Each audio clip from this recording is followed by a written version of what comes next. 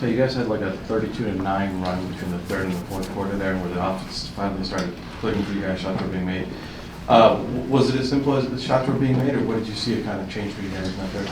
Yeah, I think a combination of both. You know, shots being made. I thought James really got going to help us propel us to the win. But I thought we figured out the zone and how we wanted to attack it. You know, we talked about it the last 2 days, and then we got some good shots in that first half, but we still were kind of slow and kind of stagnant at getting them. And I thought in that second half we really did a good job of just locking into how we wanted to execute against that zone, and we was able to really get some good shots, like you said, knock down the shots as well. We didn't see Terrence play today. I'm wondering what was kind of the thinking with him, and did you have a conversation with him before the game about that? Yeah, I had a conversation with him before the game. What was the thinking and kind of change the rotation a bit? I just wanted to see something.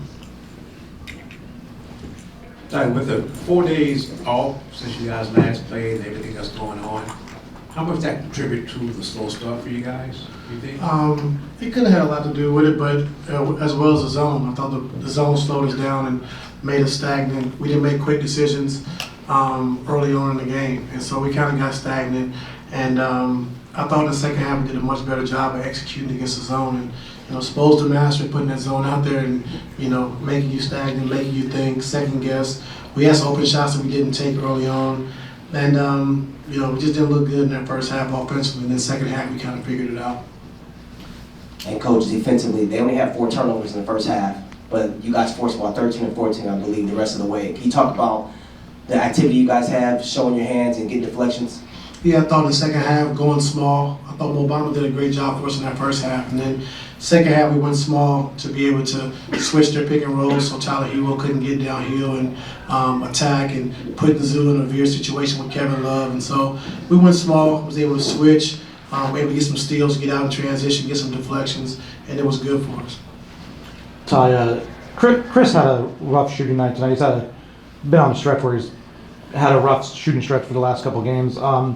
How do you get him out of that that funk that he's in offensively? No, just take good shots. When you're open, you got step up and shoot them, be ready to knock them down.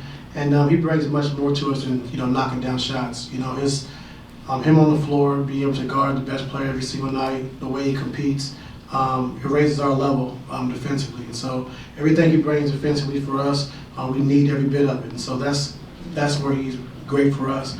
If he makes shots, he makes shots, but when you're getting 1 or 2 shots a quarter, it's kind of hard to really catch a rhythm. But he'll be fine. We have confidence he can make those shots and take those shots, and so we just got to stay with it.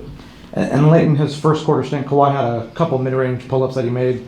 How do you assess how he was moving tonight? Did he seem like he was moving? I can't really assess it because there was a lot of zone tonight. Like I said, we really couldn't get into an offensive rhythm. Was able to figure it out. We talked about it at halftime. Don't try to get a rhythm, just win the game. And so when they're playing zone, it's going to be sporadic shots, but we'll get a better gauge going into Wednesday. Ty, Derek was grabbing at his hand, wrist area before he went back to the locker room. You heard anything on him? Yeah, he's fine. I think. Okay. He's saying go back into the game, so we'll see tomorrow how he feels. And then with Kawhi, you've been keeping him right around 20. Is there a certain amount of games at 20 he needs to have before that gets bumped up? I think so. Do you know what that is? No. Okay.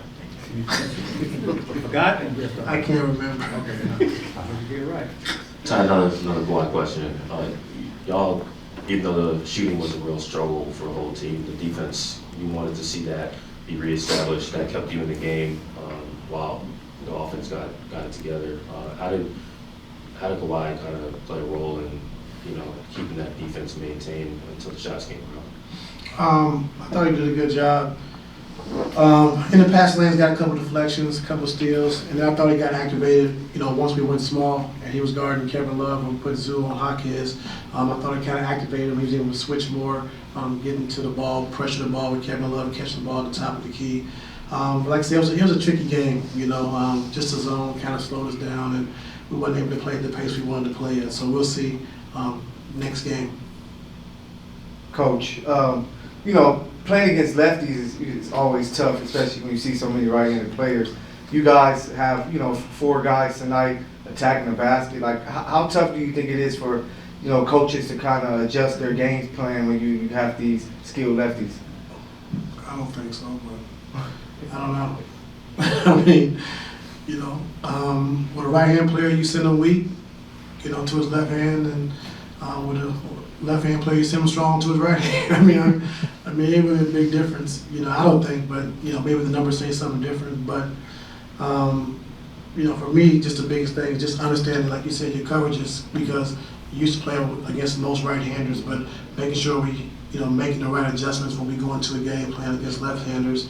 But for our team, I really don't know. Coach, how did it feel to be out there tonight after everything the team and the city's been through over the past few days? It was hard.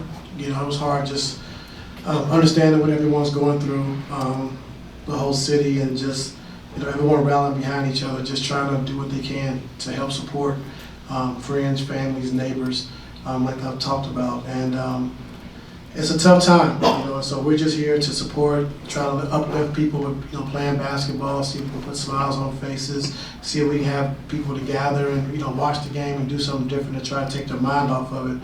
But it's tough times right now. We understand that. And us as a team and organization, you know, we're trying to do everything we can to help. And, you know, we just got to get through it. You know, just stay strong and get through it. That's one.